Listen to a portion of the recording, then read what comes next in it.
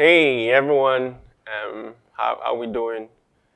Thank you again for joining us this Sunday for our Sunday worship service. We're so glad to have you around. Thank you very, very much.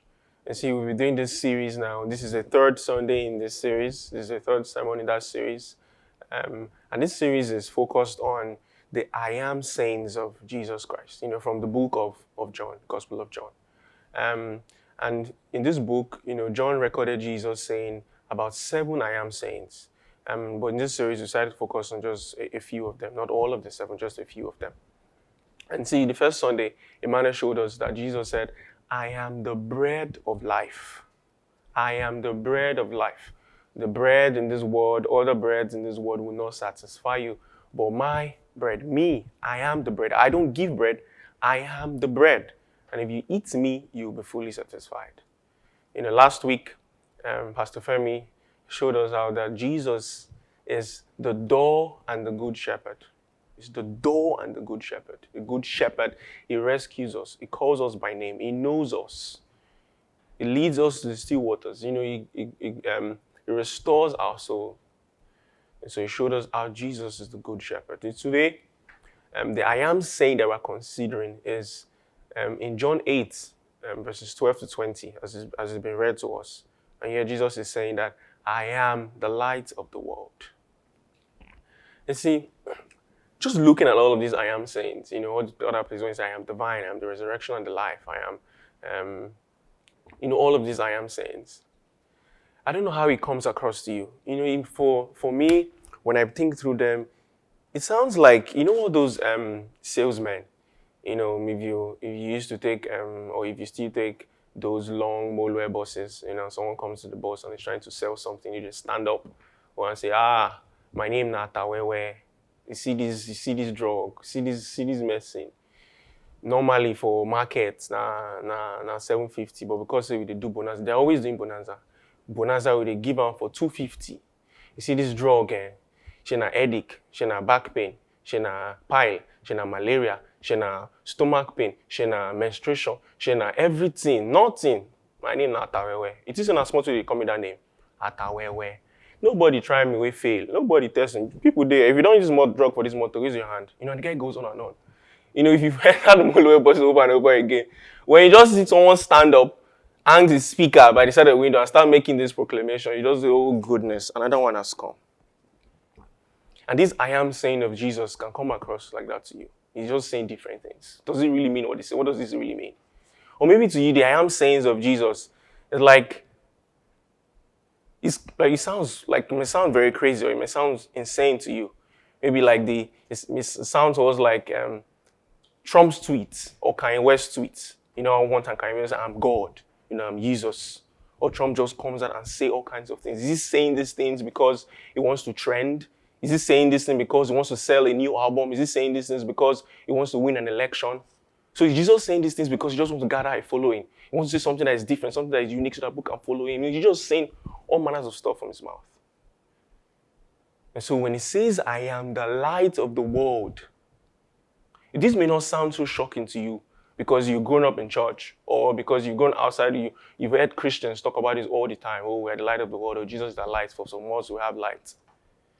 But if we take an historical look, if we try to picture the setting in which Jesus uttered this statement, we will see how shocking this statement appeared, or this statement came out to those people who listened to him, to those people who heard this statement, just as shocking as Trump's tweet might be, just as shocking as Kanye's tweet might be. You see, it was the final day of what is called the Feast of Tabernacles, Feast of the Booths. And what was this feast about? You see, this feast was to celebrate how God had wondrously delivered the people of Israel from oppression, from slavery. You see, in this feast, what a number of things happened. You see, in this place, you say this is the final day. If you read John 7, you say this is the final day of the feast. You see, this feast, what they'll do is they celebrate it once a year, and to recount how God delivered them from the wilderness. First of all, they will come out, so people will come out and make these booths, or these tabernacles, just small tents in the wilderness, just outside in the space area, to say, okay, to remind them that this is how God delivered us when we did not have houses, when we didn't have a temple, when we didn't have a city of our own. Then there's also a water pouring part of this festival, this feast, where these people celebrate how that God smoked the rock and gave them water in the wilderness. You see, and the third thing that they do in this feast is this part of the light. You see, there is a portion in the tabernacle where different lamps are lit up, lights, they call it candelabra. So just big candles, big lamps are lit up. And he said that these lights, are so bright that they illuminate not just the temple, but they illuminate the entire city. And then people dance round and round and round and round and round it all the day. You see, this makes a lot of sense because, you see, this light means a lot to people because this same light was not just, you see, how God delivered people in the wilderness. This light would, in Exodus 13, we'll see that when God was leading people through the wilderness, it would appear before them a pillar of cloud by day. And he said, by night, it will go behind them as a pillar of fire, guiding them. You see, this light that he was celebrating, why this light made so much sense was, you see, this light not only led them or gave them direction or showed them what was ahead of them. You see, this light also fought for them, the enemies. You remember in Exodus, when God was to deliver them from the Egyptians, they were going ahead and see this pillar of fire stayed in between them and the Egyptians, and it fought them and killed several of their enemies. And so when the Jews gather in the temple, when they lit up all these lamps, they're just remembering how God wondrously delivered us through his light.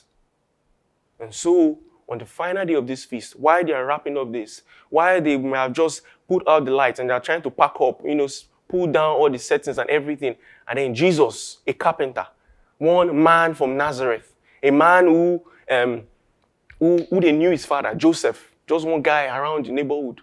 Like he's not educated, he didn't go to school, he's not trained like the Pharisees. And he stood up in the middle of all of this celebration and he said, I am the light of the world. Guys are looking. What? He has come again. He said it was bread. He said, what is he saying this time? You see, this was how shocking it was to them. We are celebrating something that our ancestors, our fathers have celebrated. While remembering how the God of Abraham, Isaac, and Jacob had delivered us using light. And then this young man. You see, Jesus was saying, see, I've seen all this celebration that you're celebrating. I've seen all these lights. I've seen everything. But you see, these lights, what are they? I am the light of the world. I am that pillar of cloud. I am that pillar of fire.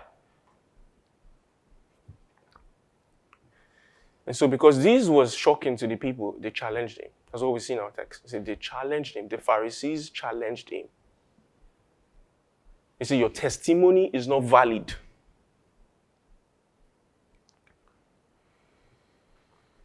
See, in our own time today, we may not be able to relate to this actual story, but what is common in our own time is in fact, we have, or like in those days where they only had sun and moon, and then when they lit these lamps, today we have what you may call light pollution.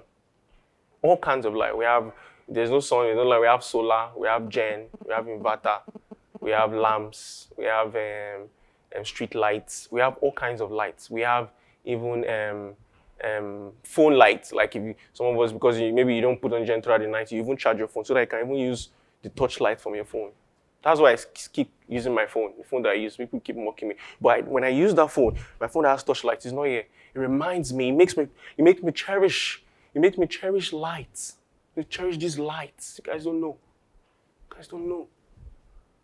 You see, we have all of these lights around us.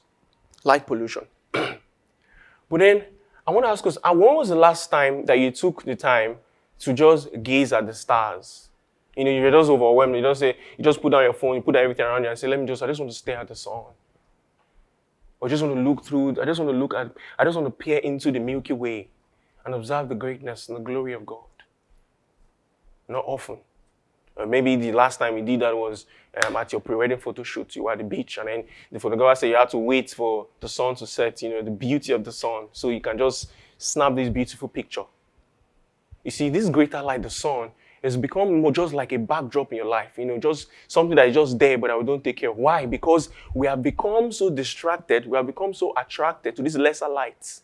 This lesser light around us, this lesser light on our phones, and forgotten these greater lights. You see, Jesus is saying to these people Say, I am the light of the world. These lamps that you glorify and you're praising and you're dancing around, that's giving you so much joy, that's giving you so much beauty, that is making you sit and you say, they are lesser lights when compared to me. I am the light of the world. You see, there is an exhibition that's traveled around like 140 cities around the world now. It's called Dialogue in the Dark. Dialogue in the Dark exhibition. And then the different reasons for this exhibition. But they say the aim of this exhibition is to make people appreciate otherness, to make people tolerate one another, to make people see things in a different perspective. You see, and in this exhibition, I think it's about 90 minutes. This exhibition goes for about 90 minutes. You pay a few dollars, a few pounds, depends on the country where you're experiencing it. And then you do all manners of things in this. It's totally dark, like dark exhibition. You take a walk through the park inside the exhibition. You take a boat cruise inside this exhibition. You find yourself in the woods inside this exhibition. And all the while, you are being led by a blind person in the dark in this exhibition. You are being led by a blind person or a visually impaired person. And all you have is your walking stick, one white walking stick that you use throughout. Totally dark. And people have all kinds of experiences. See, when people first get in, different people will react in different ways. Some will shout, "Yay! Yay! Yay!" They'll be calling their mommy or their daddy or calling their friend, "Hey! Hey!" As if by shouting, they'll be rescued. Some other people, they'll just start laughing. You know you're scared and you just want to show that you're at ease, and they just start laughing. Some will faint. It's at this exhibition.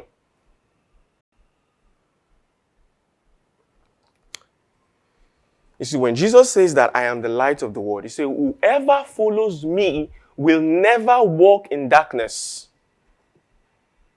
Jesus is saying, see, apart from me, the world is in darkness. Apart from me, you guys are in darkness. Apart from me, the rest of the people, you all are in darkness. How do we know? Oh, look at how hysterical we are. Look at how we shout. Look at how we're not at ease. Look at how things are taking life from us. Look at how we are trying to find our balance, trying to, just to cope with our condition, trying to live under so much pressure, just like these people, shouting, fainting, laughing hysterically. Look at the Pharisees. You see, the Pharisees look at this man who has said, I am the light of the world, and they challenged him. He said, no, your testimony is not valid. Why? He said, you are the only one that is witnessing to yourself. You see, for a man to have said, I am, did he even consider, could this be what David has spoken of? He said, I am the light. He said, the Lord is my light and my salvation, of whom I shall not fear. The Lord is my stronghold, of whom I shall not be afraid. Oh, is this the I am that Moses came to meet our fathers and said, I am? They didn't consider that. They don't say, no, your testimony is not valid. He said, they had been expecting this light. They have been dancing around this light, hoping that one day the light will come, and now the light is before them. And they just laugh at one. And now they just shout at him. Now they just challenge him. This light is exposing their ignorance. This light is showing that they are in deep, utter darkness. You see, for some of us, this is the traditions of these people stopping them, their pedigree. This is their cherished taste, their opinions, stopping them from coming in contact, from following these lights. So what are those strong opinions? You might even be a Christian. Those strong opinions of ours. What are those proven methods that you have? Who are those seers that you know? What are those practices that you hold that prevent you from experiencing this light of God? You see, you will know how well have these things helped you. Do you feel like you're at ease? In the midst of all that is going on in the world right now, in the midst of all that is going on in your life, do you feel at ease? Do you have this peace? Do you have this direction? Do you feel like you know enough to be fine, to be stable? You see, this light is exposing. When Jesus comes into your life, for you to really know, he exposes your ignorance, he exposes your darkness. And he tells you that the things that you have trusted in, your traditions, your taste, your pedigree, he says it's not enough. What you need is me. You don't just need Bible study. You don't just need pastor. You don't just need prayer meetings. You don't just need this kingdom, this. You don't just need go to a mountain. He says what you need is me. I am the light. I don't just give the light. If some of us might be non-Christians, and this reminds me of an interview I watched by a rising actor now, a rising actress. You see, she said, that she had fallen out of Christianity. You see, she was a Pentecostal Christian.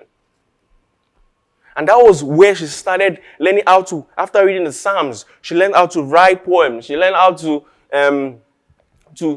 start expressing her art. She joined a drama club, but then she was, expressing all of that. Then she got so into the drama, she got so into her art that she felt, the art was now coming in sharp contrast to her faith. And then one day she went to church and she felt, man, all of this is just drama. All of these things I see, this preaching, this singing, everything is drama. I don't believe in this. And so she dropped her Christianity. And then the interviewer asked her and said, Michaela, but if Christianity was the base, was the form, was what gave you this big foundation for your work, he said, what have you filled it with? What have you put in the place of God? He said, the Christian, we know what Christianity is. Christianity is about spreading light, But I started getting light from other people. You see, now what I've replaced God with is authenticity. You see, I've replaced God with the beauty of I don't know. You see, just not knowing, just this mystery. I still read the Bible, but I just lost in the mystery. There's a lot of good things in the Bible, and a lot of nice stuff. Like it's helpful stuff. You see, it works for many people, so I'm not going to trash it. You see, but I'm just fine with this authenticity. I'm fine with this beauty of I don't know. You see, Jesus is saying, you can't just take me as someone that solves your problem. You can't just take me as someone that is wise and smart. You can't just take me as someone who is spiritual, who is inspirational. He said, I am the light. You must accept that you are in darkness for you to really have light. So you see, for us Christians, for us in traditional religion, we believe that we are not in darkness because we are so contented with lesser light, with the lesser things of life, with the lower fruits of our religion. You see, for those of you that may not be Christians, you are contented with darkness. You have become so used to darkness that you are beginning to see in it. You see, when people come out at the other end of the dialogue in the dark exhibition, they come out, they say, wow, my other senses are attuned now. I can, my hearing, my nose, they are more attuned. I don't really need my eyes so much. One person said, it's after the exhibition, I just went home, shut my eyes, and I see wow, why? They're older, why? Why do we price the eye so much? You become so used to the darkness that you feel like you don't need light. And Jesus is saying, no, I am the light of the world. You are in darkness, you are in ignorance. You don't know. You don't know where I'm coming from or where I'm going. He said to the Pharisees. It's when Pharisees asked him, but who is your father? He said, you don't know my father. You don't know me, so you can't know my father. And so the first darkness we see here is a darkness that is illustrated in our ignorance, in our not knowing enough to be at ease or to be at peace in this world. So, you see, you might say, I'm speaking too many metaphors here. Dialogue in the dark. I'm speaking too many metaphors here. Light, so darkness. You see, Jesus spoke in these metaphors because he was trying to make us comprehend a deeper reality, a very, very spiritual reality. But if I try to be plainer to those of us asking, you say, how do I know that I'm in darkness? How do I know that I'm living in ignorance? How do I know that I'm the person Jesus is talking to? So ask yourself, are you stumbling? You see, when light comes into a dark place, we're able to see clearly. You see, for those in that exhibition, they miss their way. They're not familiar with the surrounding. They kick on things. They move this way. They're trying to find their way. You see, when light comes, it allows us to walk freely. But are you looking at your life as a Christian and saying, you think you figured it out? You think you know what it takes for you to live your life, but you feel like your life is more about stumbling. You see that the path that you're going, you're almost falling off the right way. You've drawn so far away from God in your closeness to Him. In how you live and obey His commands, you're falling off in darkness. Or do you find yourself in despair? Not like Christians will not go through dark moments or go through sad times or go through unexplainable moments. But do you find yourself in despair such that you don't feel like there's hope? You don't feel like there's a way out of this condition for yourself? It is either you have become so confident with using a lesser light, or you have become so used to managing darkness. You see, one more. You see, for Michaela said that I just keep going to the church and I asked them one thing. When I was in church, I asked them, do you guys believe in gays? Do you guys allow gays? Once I don't get a clear answer, I move. I found myself in a cafe church and I asked them, hey, what's up? Do you guys gays, transgender? They say, no, I move. For the Pharisees, what did they say? They say, hey, do you have another witness? Oh, this testimony is not valid. You see, do you find yourself constantly challenging God? Constantly challenging his precepts? Oh, why must we give this offering? Why must I visit my brother? Oh, why must I be in community? Oh, why must I keep challenging the tenets of God? Sister, brother, you are in darkness. Jesus is saying to you, I am the light that you need. Stop challenging me.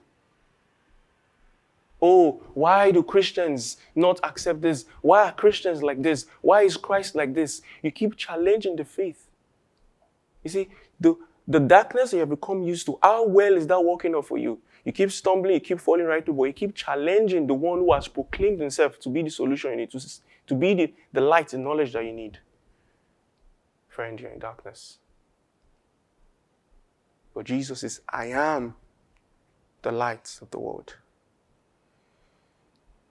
But why do we stay in darkness? You see, John talks about it over and over again. In his gospel, he talks about it. In other letters he wrote, in 1 John 1, 2, 3, he keeps talking about it. He said, God, the light has come into the world, but the people prefer to stay in darkness. But you see, in John 3, verse 19 to 20, he makes it very clear. He said, this is the verdict. He said, okay, this is the fine. This is the verdict. He said, this is why people love to stay in darkness. This is why we still remain in darkness and in ignorance, even though it's not working out for us, even though we keep stumbling, even though we keep falling off the right way. He said, why? He said, light has come into the world, but people remain in darkness because they love evil.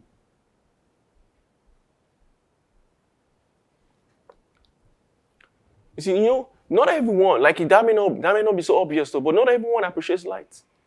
If we take a random survey now in this city or in our neighborhood and ask, oh, how many of you want that at night there should be no light, there should be no street light, there should be no NEPA, there should be nothing, and you feel like that would be good for your work, that would be good for your operation, that will allow you to function well?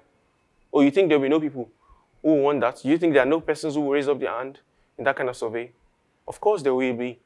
Burglars, thieves, armed robbers will say, that is what we want. If there's no darkness, we can't walk. We love it. If we don't cut out the light from the person's house and are able to penetrate in darkness, we will not be able to walk. So, and Jesus is saying, we love darkness because it allows us to continue to live our lives in the way that we want, in the evil way, to continue to do evil deeds.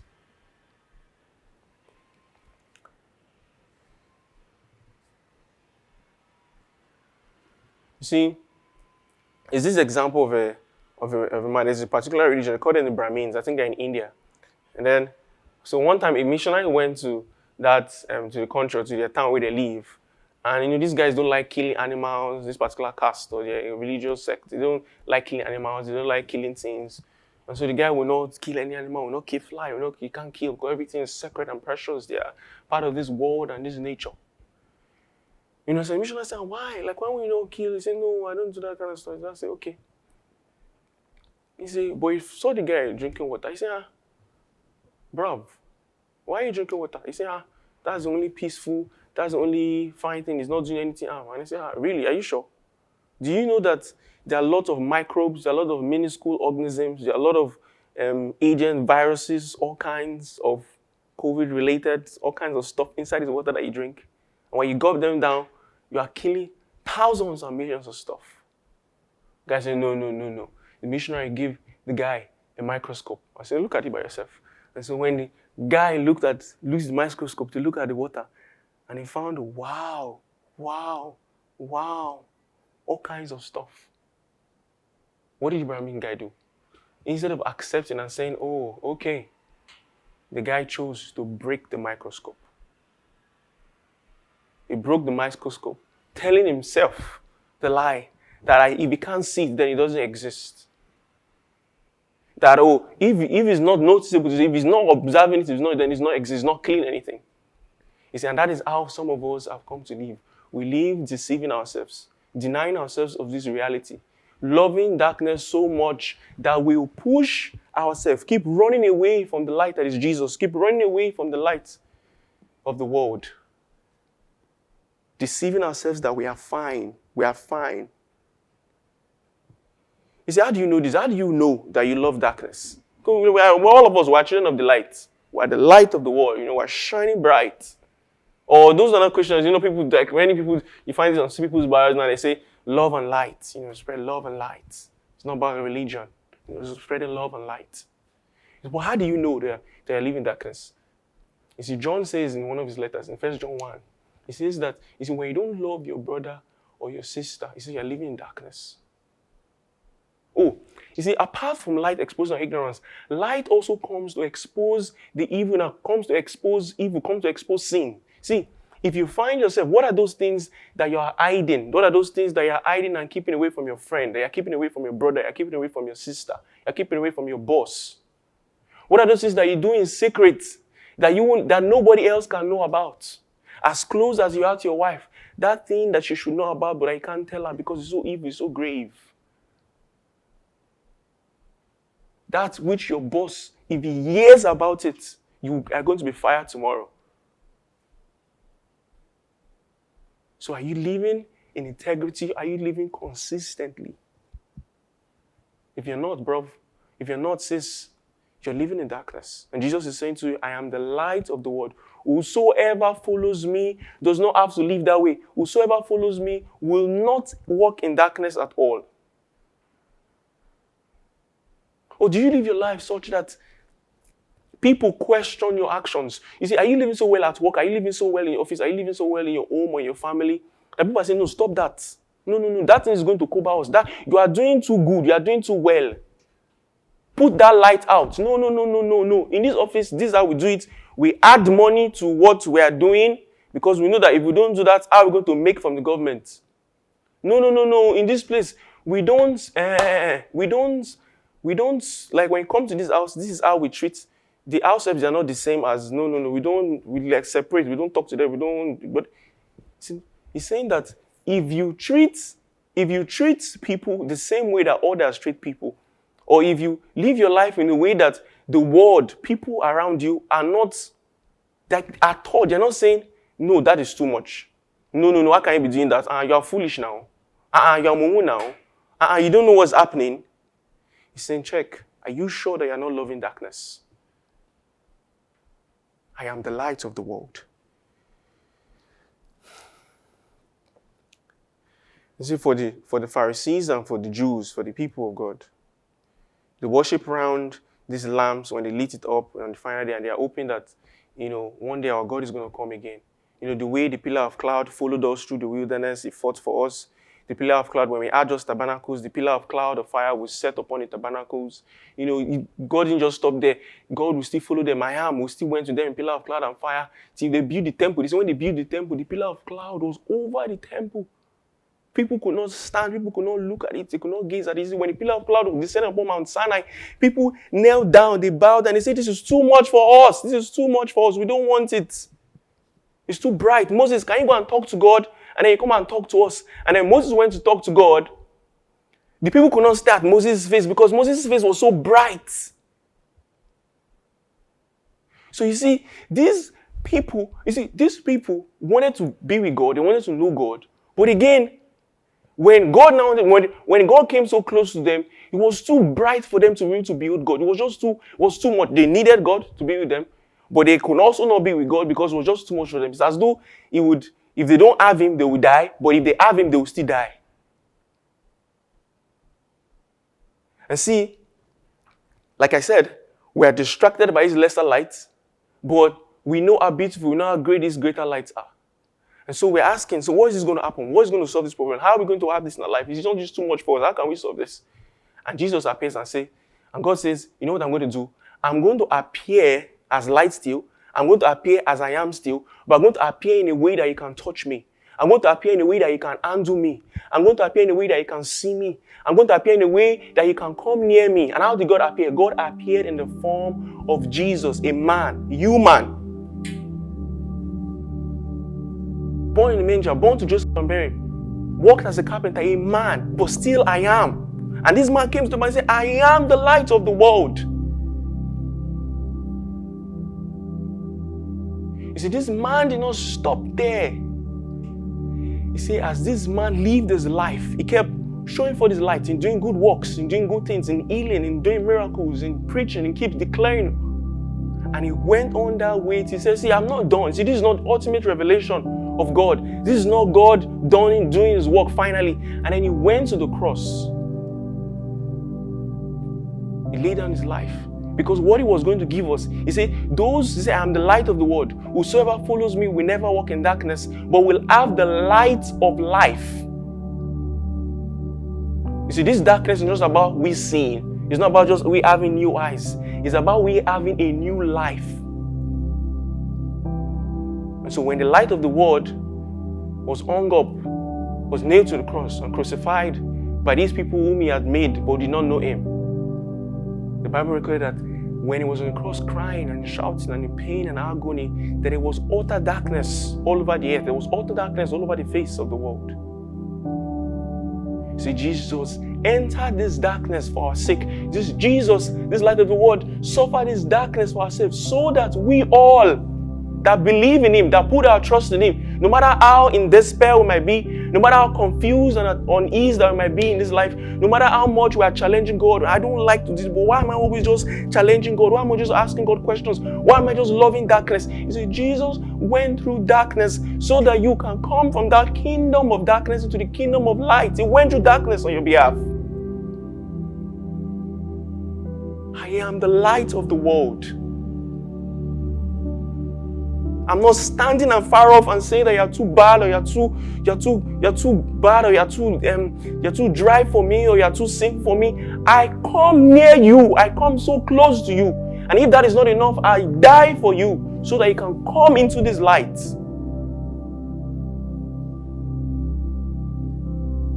I love you more than you love darkness. I love you more than you love to hide. I love you more than you love to challenge me. I love you more than you love to run away from me. The more you run away from me, I run towards you. Can you just stop for this moment and follow me? Jesus is asking you. So brother, sister, Christian, would you stop from stumbling? Do you want to stop from stumbling or stop from falling from the right way? Can you turn now and follow Jesus, the light of the world? Non-Christian friend, do you want to end this despair? Do you want to end this constant challenging? Do you want to end this darkness of soul and spirit and follow the light of the world today? Jesus is saying to you, I am the light.